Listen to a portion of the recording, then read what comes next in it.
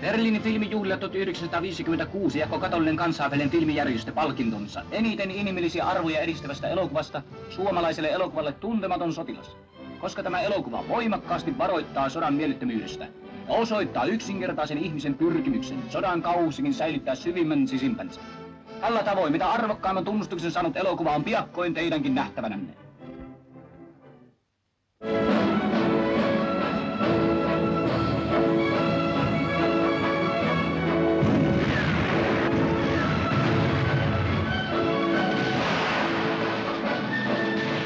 Jeesus, kuinka tuolla voi ihminen olla?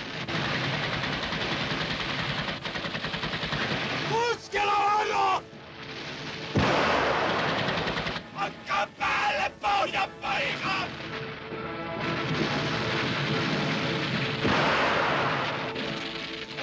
Anta soittani saatana talo!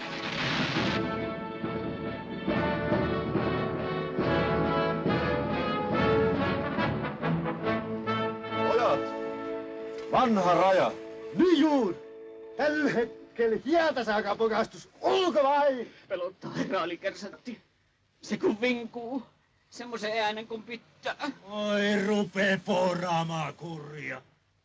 Vielähän se hernekaveri ja ehtii, mutta turhaa on työssä. Ei siinä kannata suuta soittaa. Samanlaiset kusestas oltu kuin muutkin. Ja ensimmäistä komppanista meni keittiömies. Piruako ne ensimmäisen komppaniaisen osoitti? Meillähän se olisi pitänyt tulla. Ellei ruoka kelpaa, voi jättää syömättä. Se ei ole velvollisuus. Helvetin keskona se siinä kukkoilee. Senkin riukusääri.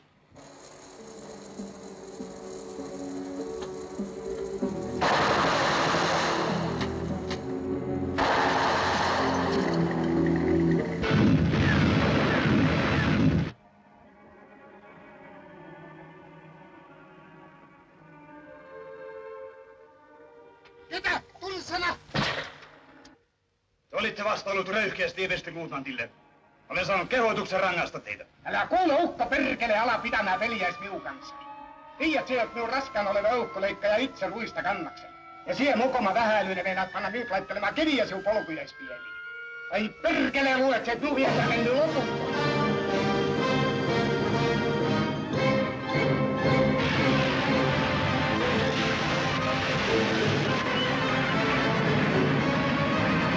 Kuinka on meidän käy? Meidän kaikki.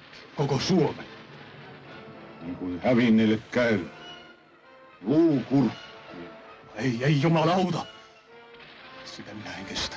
Tässä maassa kuin näin maakailen, ja tuskissani huokailen.